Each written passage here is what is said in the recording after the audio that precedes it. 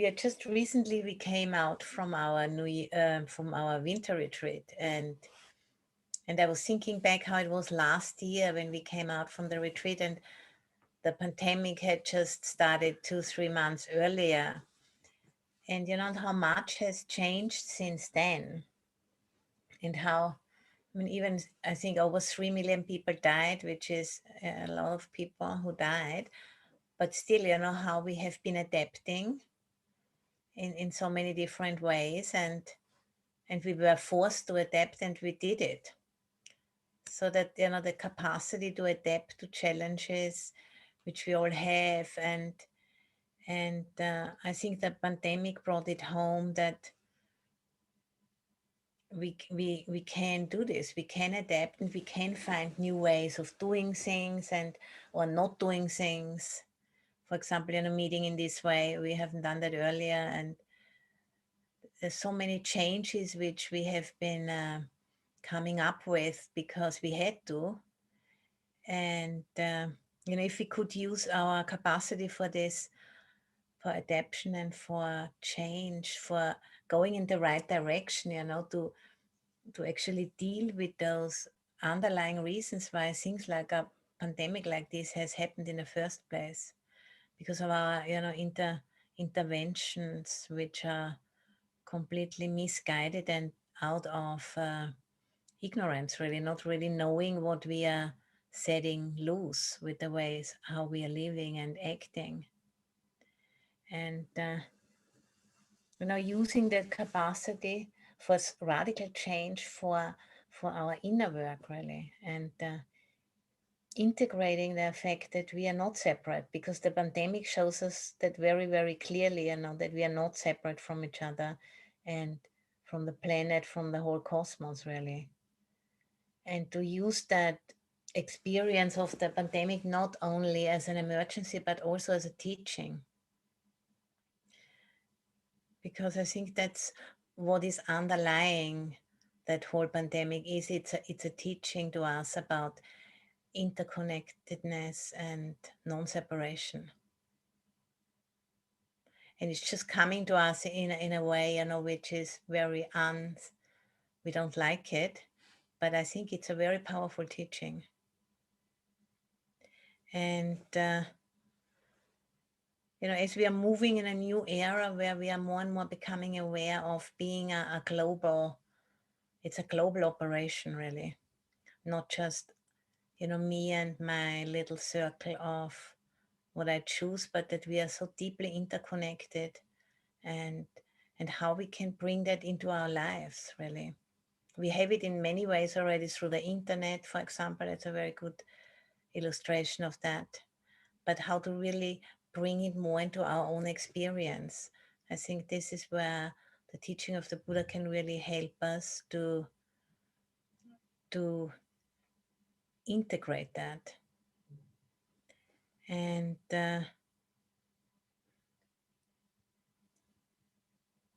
because everything or so many things, you know, are telling us about this truth. If we have the ears to hear it and the eyes to see it,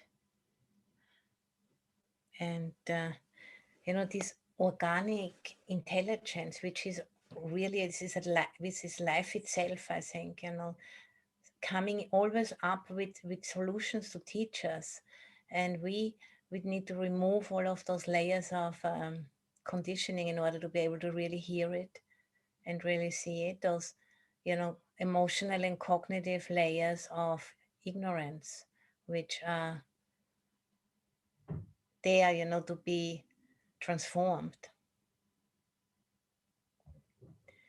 And I've looked it up, you know, when for the first time human beings have been seeing the planet from outer space, you know, as a whole being in space. And this was 1968, was the first time that an image was made by a human being of the planet by an astronaut. And you know what a milestone that was for us, to see those photos. And also we've heard, the reports of the astronauts, how deeply touched they were when they saw that from outer space. And that was actually more than just a scientific experience. It was a deeply spiritual experience for them too. That seeing it with your own eyes, that is really true. It's a being. And I think, since 1968, we have become aware of lots of challenges we haven't been so clearly aware before, as a global society. For example, climate change, that wasn't much spoken about at that time. And it's now in everybody's mouth and on every paper and all over the internet. And racism, there's a lot of speaking about racism at the moment, because it comes more and more into consciousness that this is actually based on nothing really. It's just a mind construct. The same with like nation states and all of that, they don't really exist. They do have some benefit, in organizing big groups of people, but in reality they don't exist. And becoming more aware of what addiction, depression, anxiety, all of those things, how it's a pandemic as well, which permeates global society more and more, and seems to come, hand in hand with consumerism. And all of those things we have become more aware in about the last 50 years, through the internet, I suppose, and also through evolving as human beings, and starting to think more in this global way.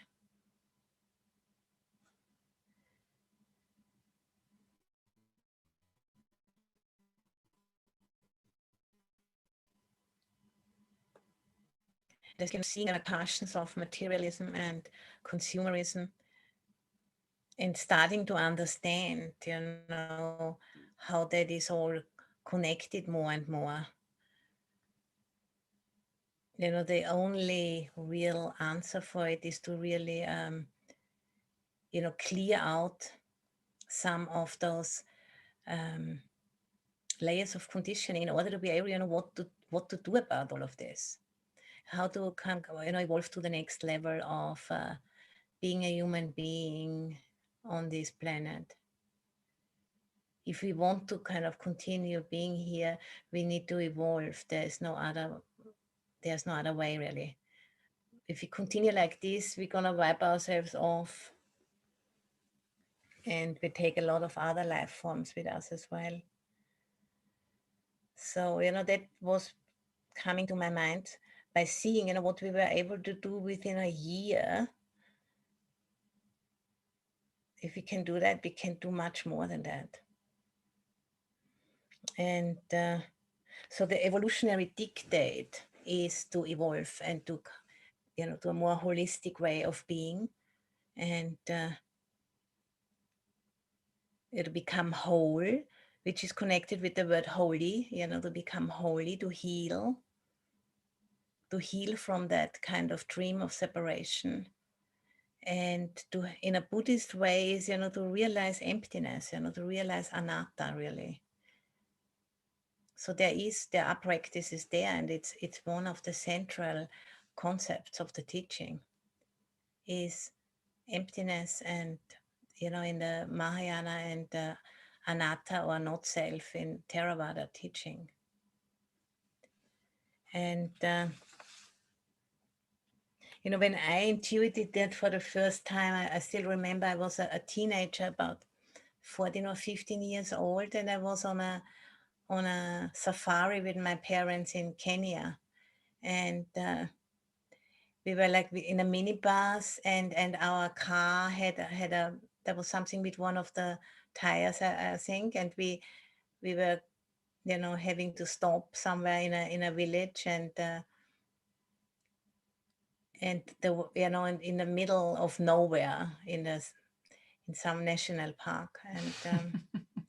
And I remember the kind of relationship between the people. There was just one tree, and there were a few people sitting under that tree. There's these acacias, they looked like umbrellas, and they're very beautiful trees, sitting there in the shade. And we were in the minibus, and I looked out, and I just felt this huge gap between us tourists in the minibus and the people there, who were just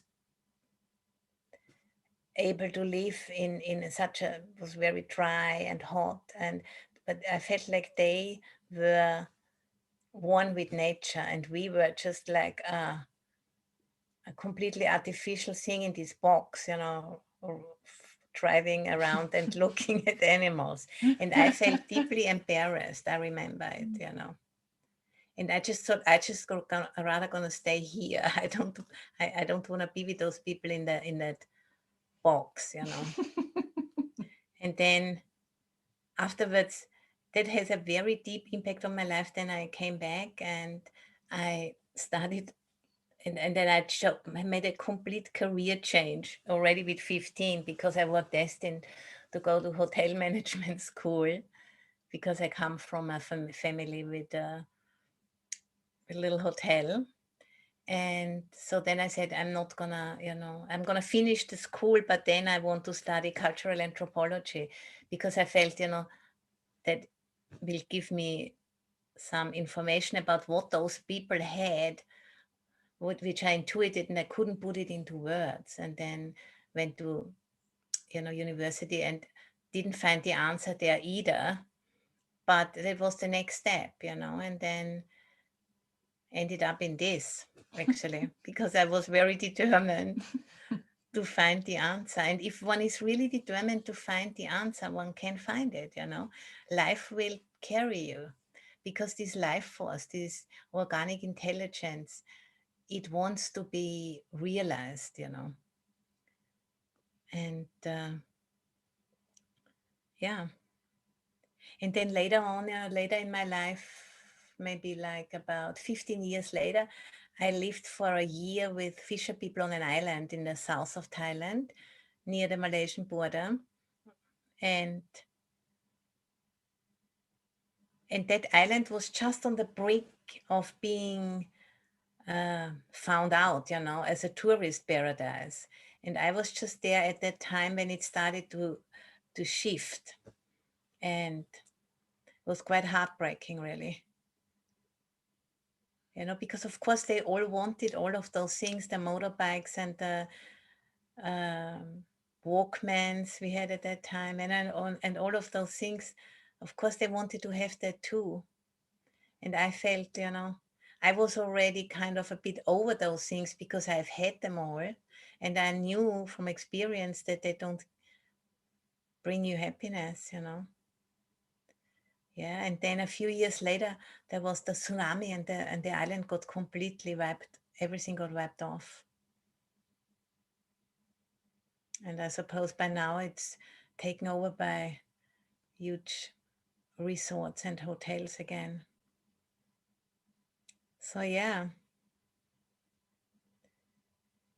But what I intuited at that time, when I was a teenager in Africa, was that they had a connection to the land, which we had lost because of, training ourselves to think rational and to be objective, which is of course impossible, because we are always part of the equation.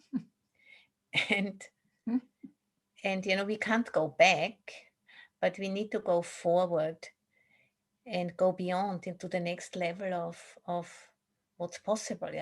And that is to understand ourselves as a global family, not only the human beings, but everything, the trees and the animals and the water and everything, because that's how it is. And I think through removing those layers, those cognitive and emotional layers, we can actually understand that. through cleaning out a lot of stuff.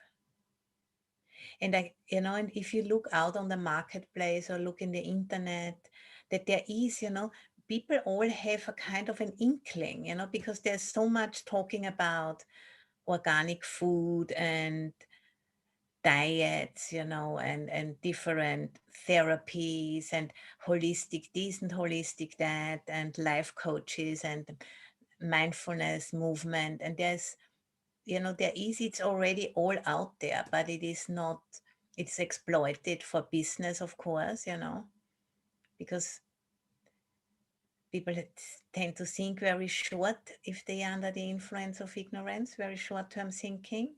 But there is an inkling that about becoming whole and about healing. But it needs to be much more radical than just going to the spa, and having a therapy with having some stones being put on your chakras or things like that. It's a nice thing, but it is just not enough. Sorry, my coughing. And then, in the Buddhist teaching, we have some very radical meditations which can help us to realize that truth. And for example, the first foundation of mindfulness, there's the meditation on the elements. And that's what I'd like to share with you today. Which is also considered an antidote to ill will, actually, interestingly enough. An antidote to anger and ill will. And if we look how we are treating the planet, it looks like we don't like it, It looks like we fighting it. And that's, I thought that was very telling, that it's considered an antidote to anger. And those people I saw when I was a teenager, the indigenous people at that time in Africa, and we are also indigents of this planet. We always have been, but we have forgotten it, because we were thinking we are something better than that. We are scientific thinking, rational thinking, objective thinking beings, but we are not, because we can never not be indigents of this planet. This is impossible. And there's a lot actually we can learn, from indigenous people, and many people are waking up to that truth. But then there's so much karma has been made, with the original owner of these lands here. So it's a very, very messy, super messy situation we are in.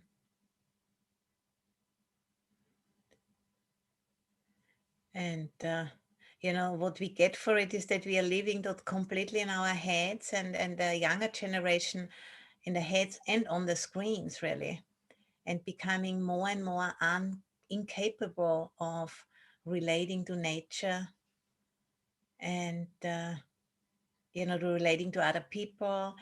There's a lot of fear of taking action and of doing things, and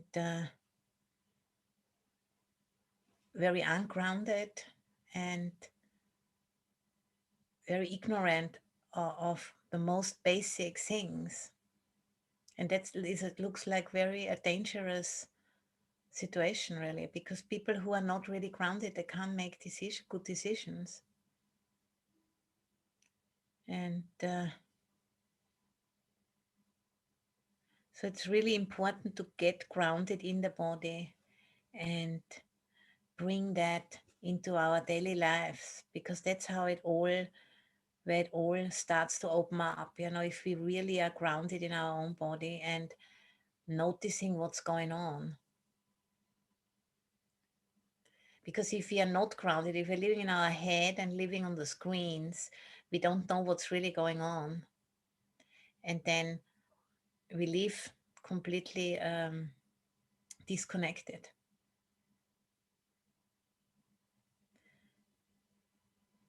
And the Buddha really knew about that and has left us these practices. And this element meditation is a very good medicine for our times, I feel. And there's this very beautiful saying, and it comes from the Vajrayana, and it's saying, our illusory body is a riding animal or a mount animal, which we borrow from the elements for a while, make good use, and when need be, we give it back. So if we can understand the body as that is a riding animal for consciousness, to be able to act in the world, and then when it's time to give it back, we give it back, and then the elements form another body.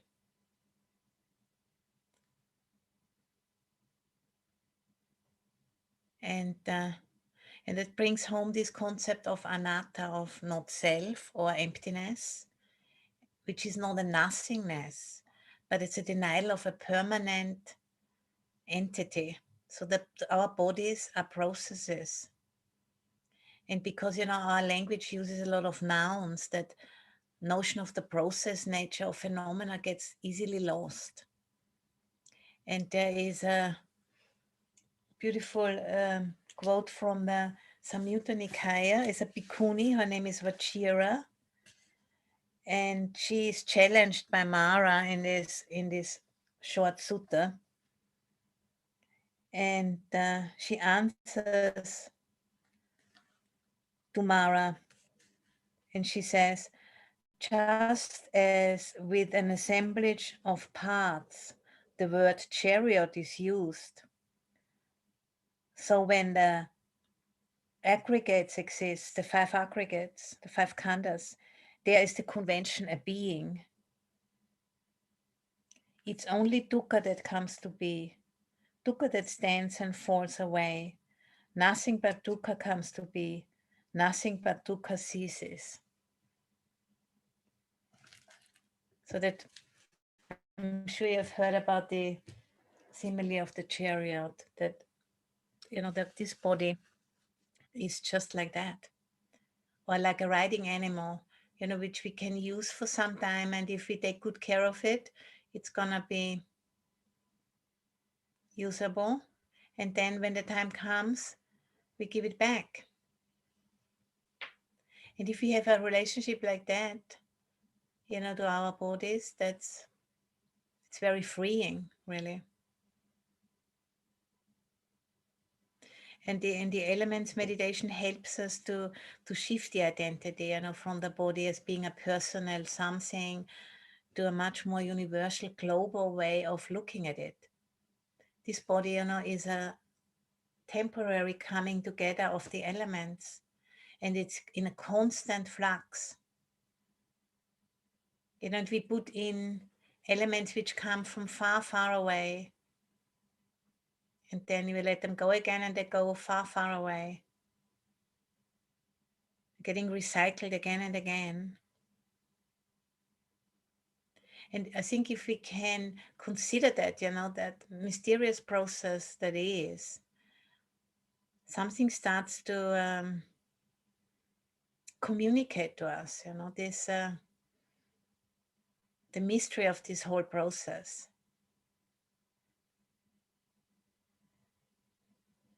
And I find that very uplifting, and I find it very inspiring to consider my body in this way. And at the same time, I feel much, connected to something much bigger than myself. And, when that is realized deeper and deeper, that leads to a letting go of grasping. Because that, that grasping is a reflex which stems from fear. And if we consider ourselves to be a separate entity in a hostile universe, of course, we experience fear. But if we realize, that we are part of something much greater than ourselves, then a relaxation starts to set in. That's actually originally the function of religion, because the word religion comes from the word ligare, to bind or to connect, means actually to reconnect, to rebind ourselves to something much vaster than ourselves. In order, to support letting go of grasping.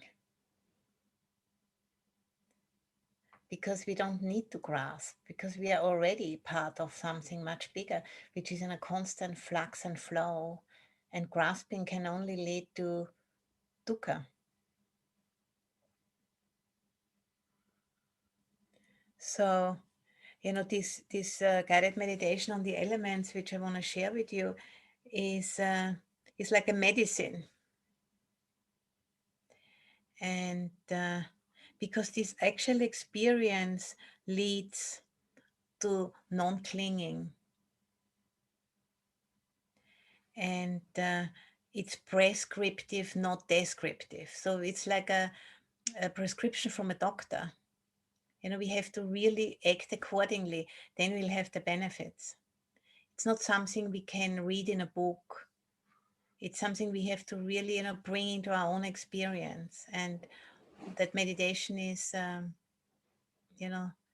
designed in that way, to have this direct experience of the truth, of the way things truly are, so that this artificial notion of internal and external falls away. And we start to realize, no, what I once considered to be external of myself is actually part of me. And then once that is realized, number one is, there is a sense of caring, a natural sense of caring starts to become more tangible. And then also a sense of connectedness, which leads to more feeling at home here,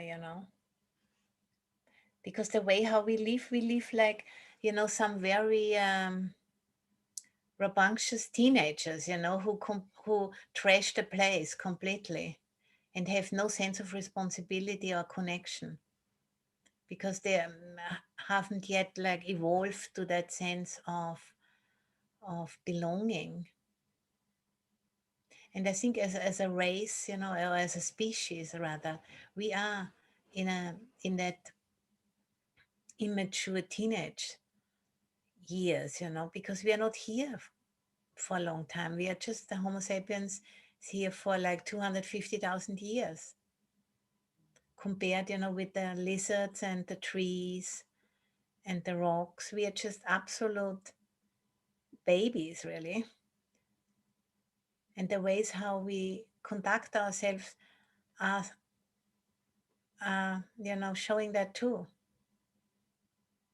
So, to use that meditation can help us to speed up a little bit with our maturity, because it shows us very clearly where we come from and who we are.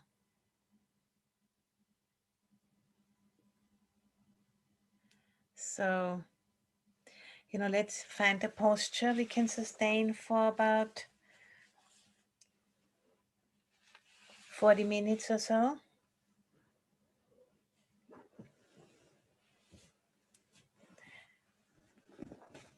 And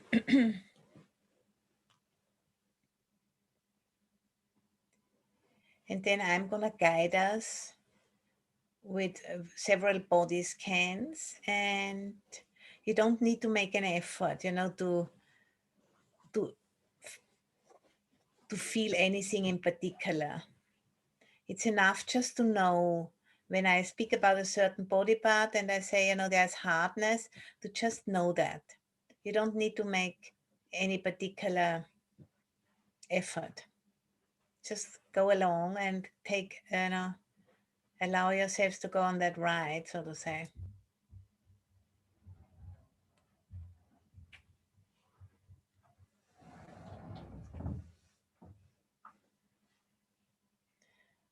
So first, becoming aware of the hard surface we are sitting on,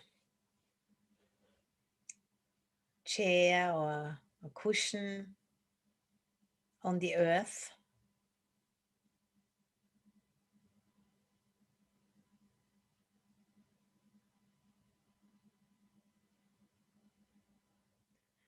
So that stands for earth element, hardness and softness.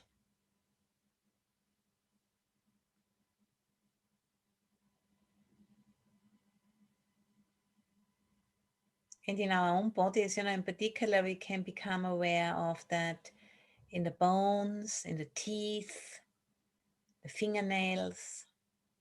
And you can just, press your teeth together and experience directly what it means. Hardness, structure. Not thinking about it, but just experiencing it.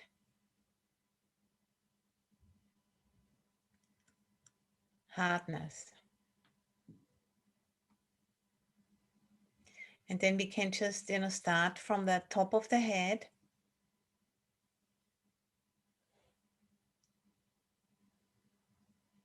And becoming aware of hardness and structure in the skull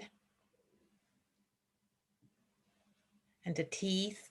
They are called the tips of the bones.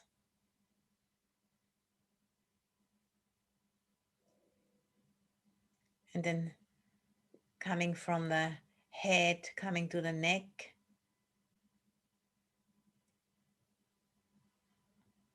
The spine starts there.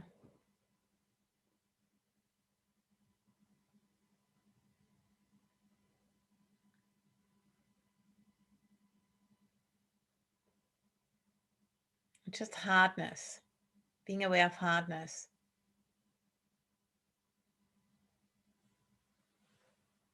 And then we are coming to the shoulders.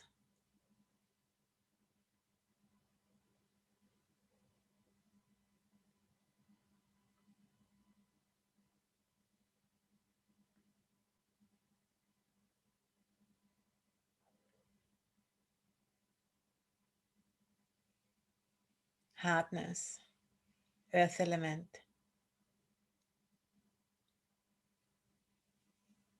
Then one arm, earth element.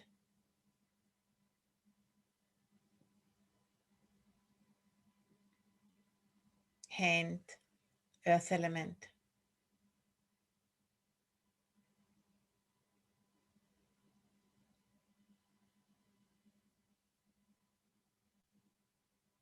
And then the other arm, earth element.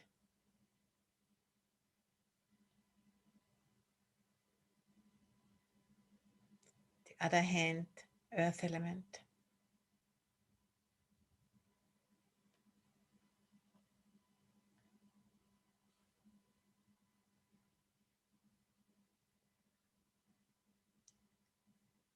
The torso, earth element.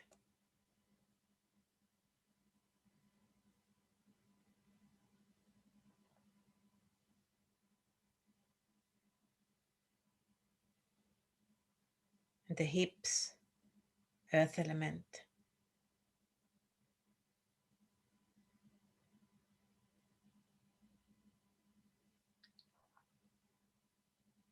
And then one leg, earth element.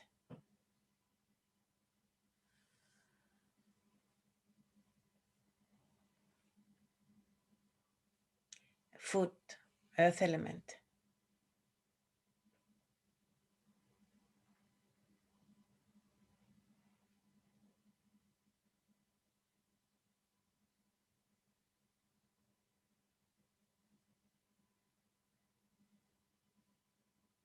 Then the other leg, earth element.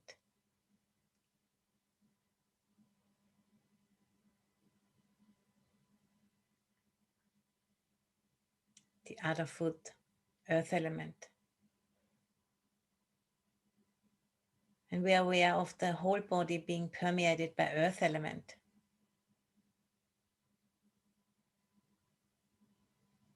And earth element internally and earth element externally are exactly the same. The mountains and the hills, and the fields. It's It's all earth element. And if we, don't take in earth element in the form of food for 1 to 2 months, the body cannot sustain itself. It will die. So we are dependent on earth element. It's a constant exchange. Earth element is empty of a self.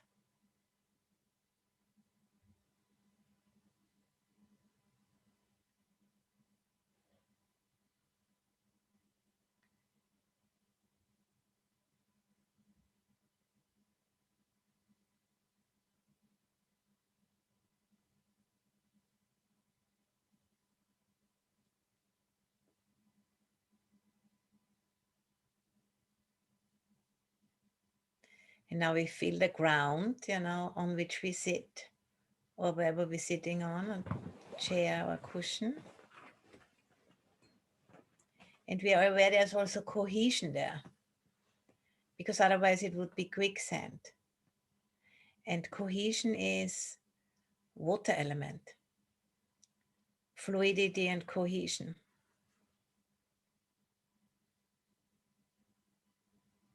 And we can become aware of water element also in our bodies. In particular, the flesh is permeated by water element. So now we make a scan and feel the soft flesh, which is permeated by water element. And we start with 1 foot, water element.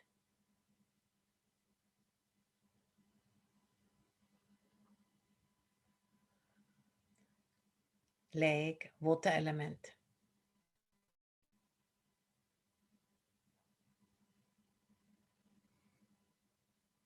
And the other foot, water element.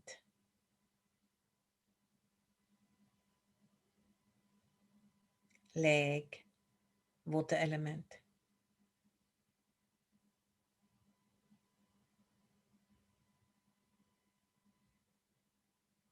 The hips, water element.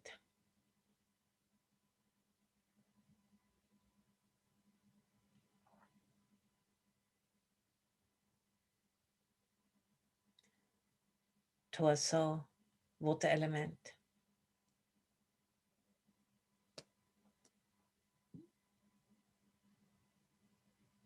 One hand, water element.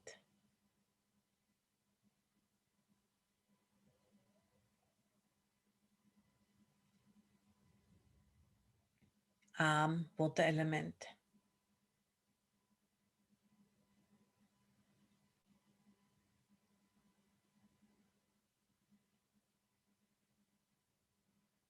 The other hand, water element.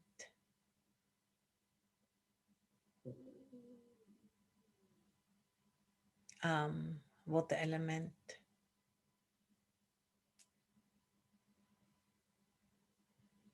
The shoulders, water element.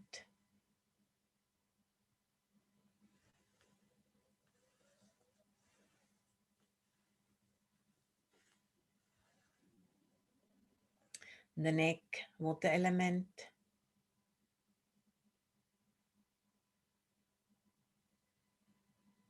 And the head, water element.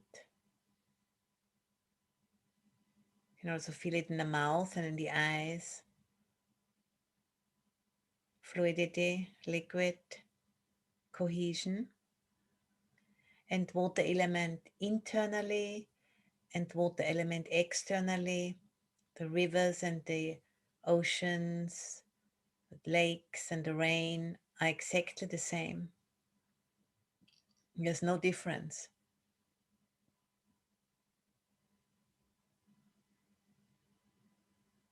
And becoming aware of this whole body being permeated by water element. And if we don't drink for about 3 days, the body starts to shut down and dies. Water element is empty empty of a self.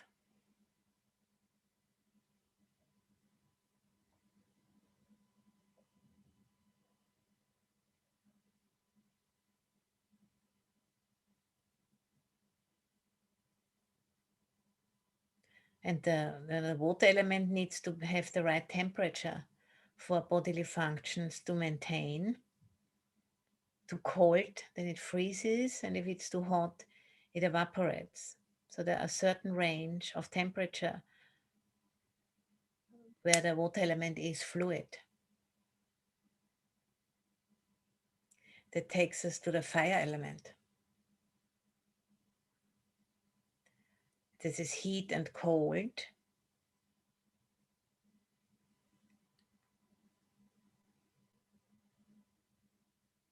So temperature of the body in relationship to outside. And we can experience the fire element on the skin where it meets the outside temperature. We can start on the head, the face, or if you have a shaved head, you can feel it also on the head. The temperature, fire element. Maybe also in the mouth you can feel the warmth, fire element. The neck, fire element.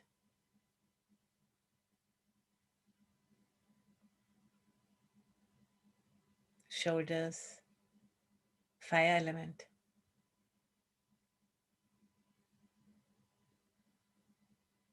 One arm, fire element. One hand, fire element. The other arm, fire element. Hand, fire element.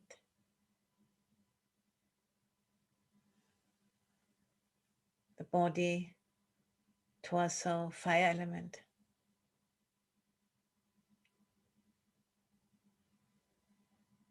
Hip area, fire element.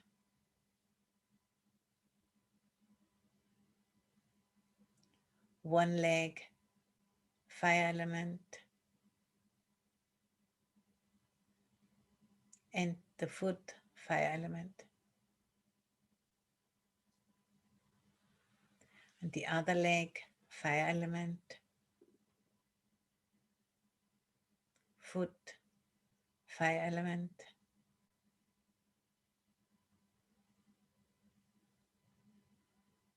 So we are aware of this whole body being permeated by a fire element.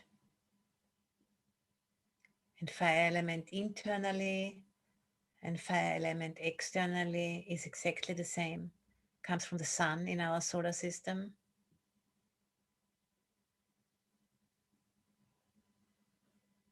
And for a human being to exist unlimited time, it needs a certain temperature range between about 39 and 95 degrees Fahrenheit. And everything which is less or more than that, uh, is detrimental to this body.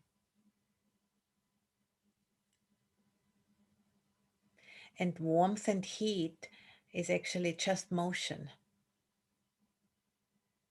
which brings us to the wind element, which is movement, expansion, and pressure.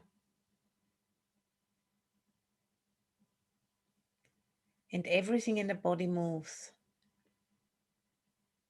The breath is particularly palpable for us, but also the blood circulation and many other systems of circulation in the body, lymph and other liquids. So we become aware of the wind element, starting with one foot, the movement, vibration, oscillation.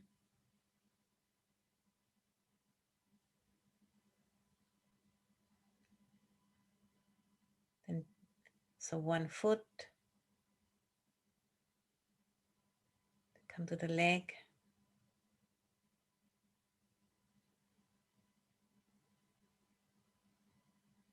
the other foot,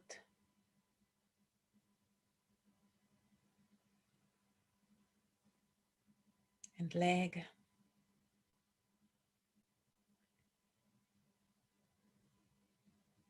in the hip area,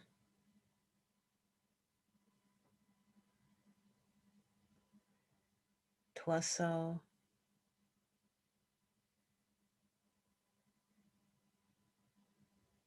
wind element. One hand, wind element.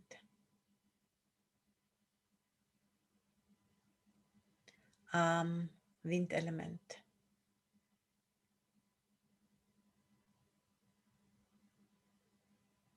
The other hand, wind element. The other arm, wind element.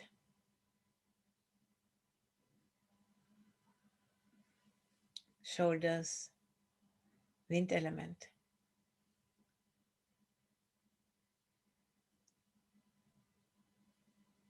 Neck, wind element.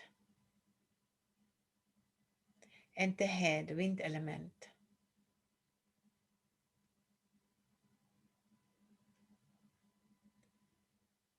So we are aware that this whole body is permeated by wind element.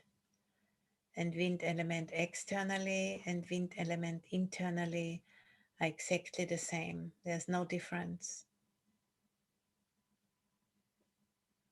And if we don't breathe for about 3 minutes, we will die.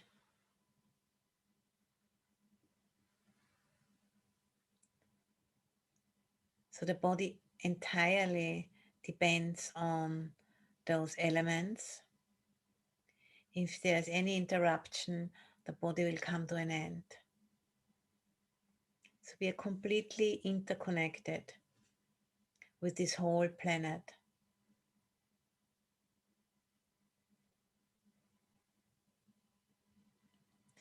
And that might be a little bit of a boring exercise, but through repetition, it starts to gain some depth. And it does really change the way we are thinking over time.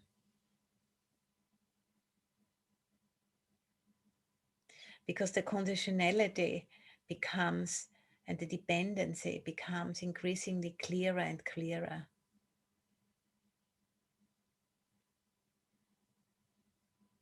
And odd enough, it brings a freedom with it. And because it interrupts this belief in internal and external.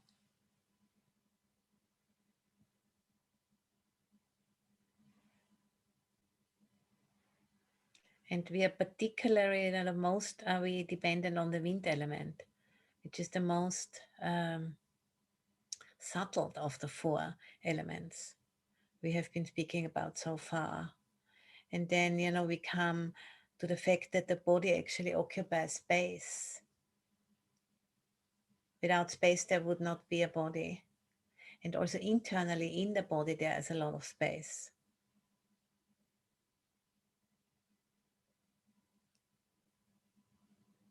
So we can, understand the body as space.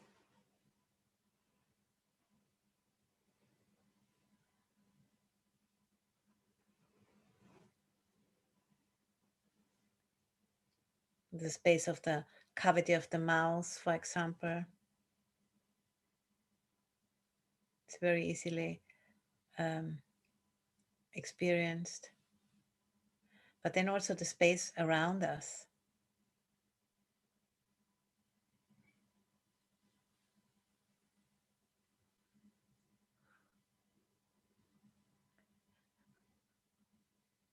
Becoming aware of the space by, listening to the space, the silence,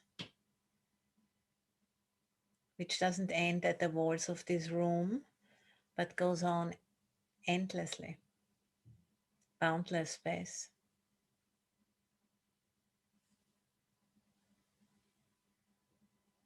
in which this planet is just one of many bodies in space, which for the first time, 1968 was seen by a human being.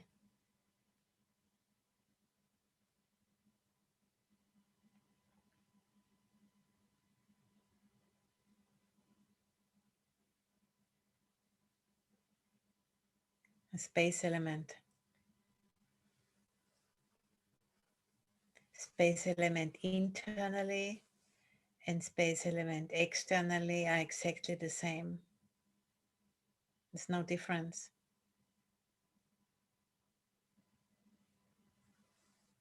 And as we know, through modern science, the body consists mainly just out of space.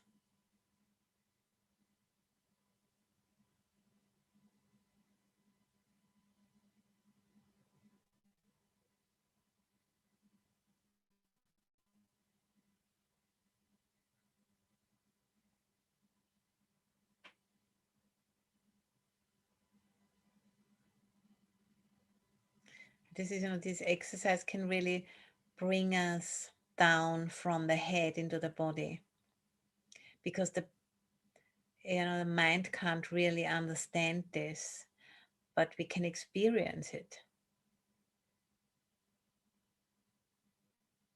And then the mind kind of gives up, and that's exactly what we wanted to do.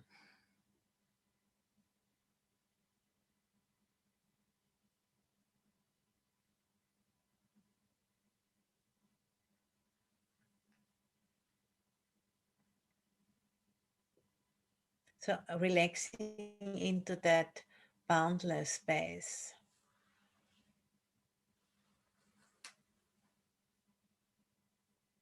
which is empty of differences.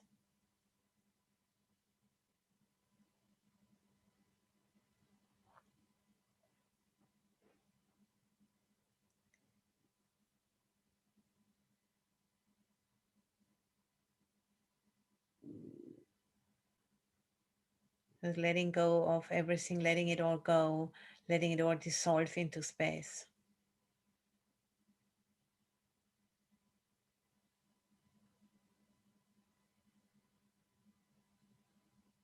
The internal and the external just disappears into space.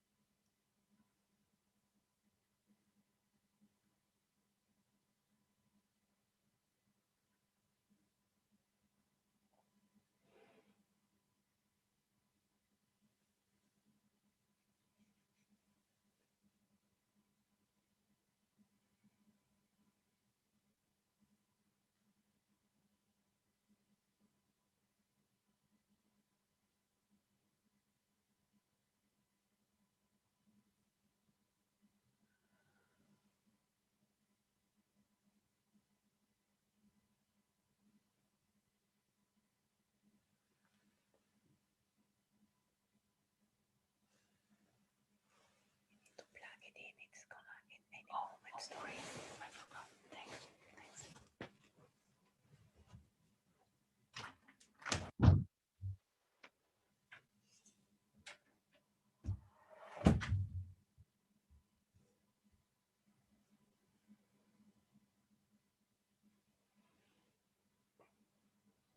So now we're becoming aware of that which knows about this boundless space.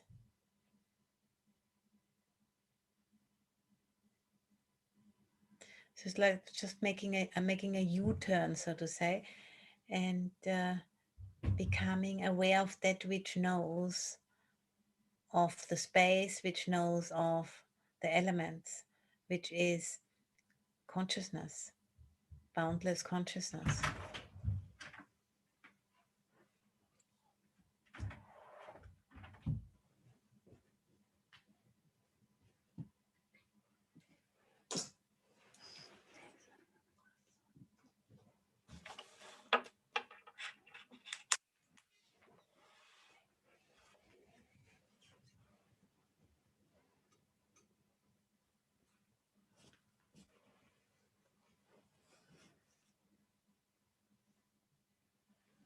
So there's no more object, but just subject being aware of itself.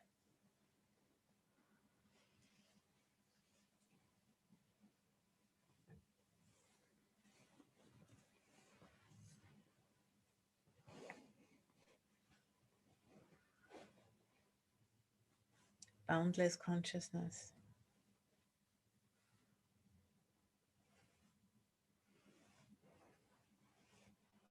It's the sixth element.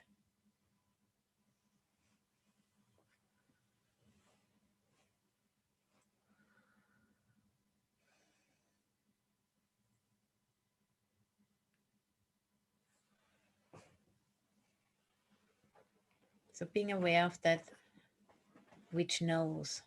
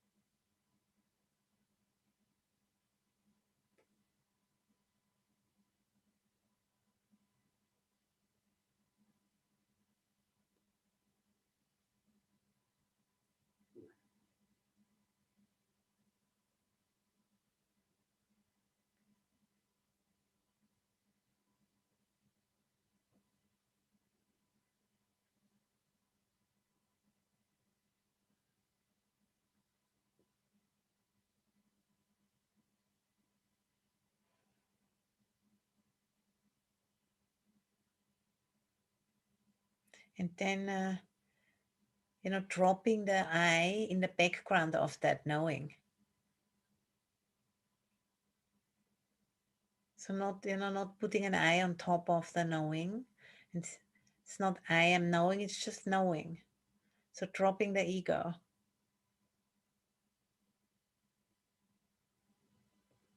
Dropping that burden, that process doesn't need to have an I put on top of it. It can just be knowing, consciousness.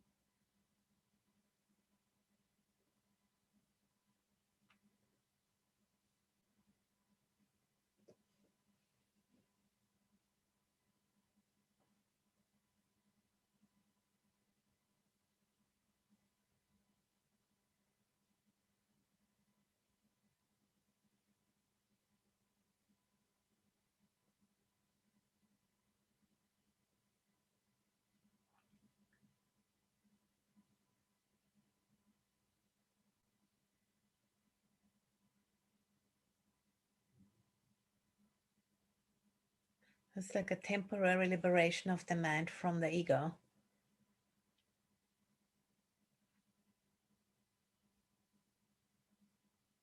From the thinking process.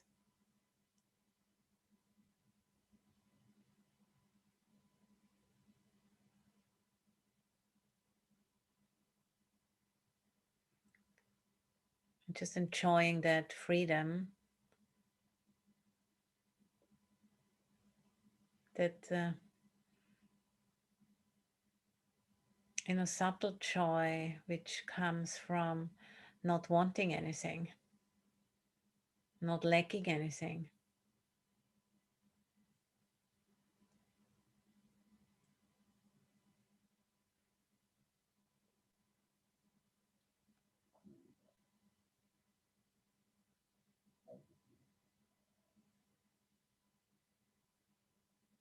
And at the same time, bearing witness to impermanence.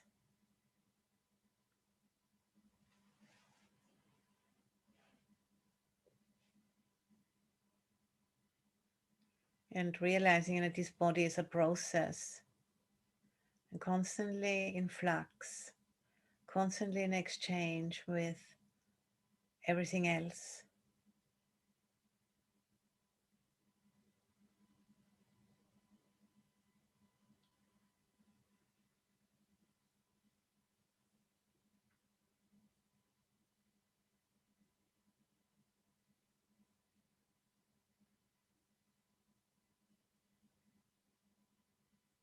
This leads to, letting go of grasping, fading away of grasping.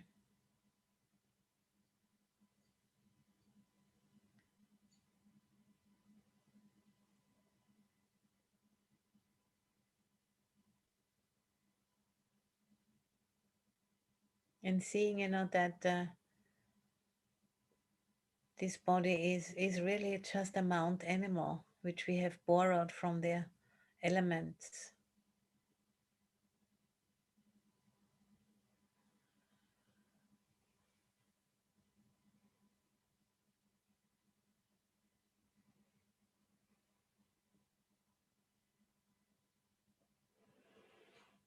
And when it's time to go back, when it's time to give it back, we let it go.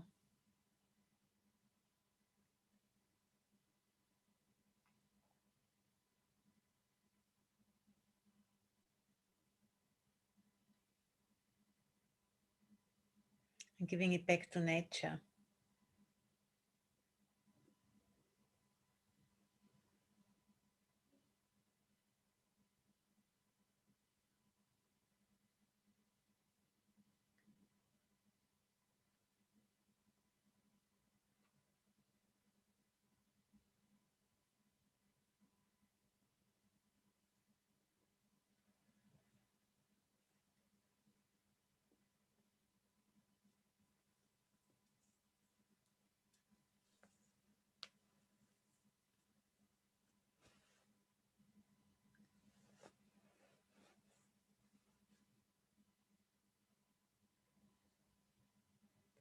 And this particular meditation is a very good medicine, to have a personal experience of that truth and to really let it go deeper into the system, not just in the head, not just an intellectual knowing, but an experiential understanding, which has its repercussions.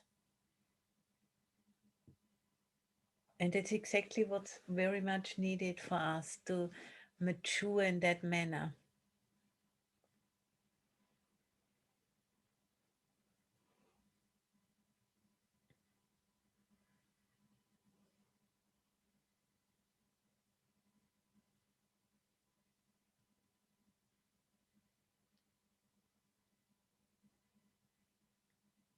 And to really allow nature to teach us about who we really are. And the word Dhamma, actually, one of the translations for the word Dhamma is simply nature.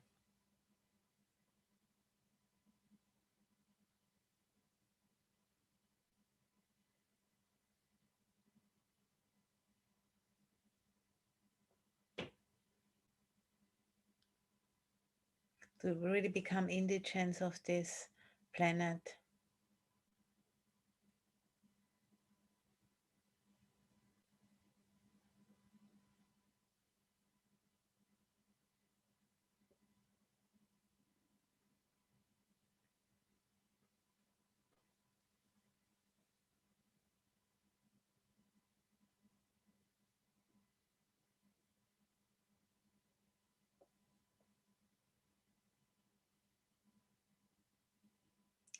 So I'm just going to ring the bell in a moment.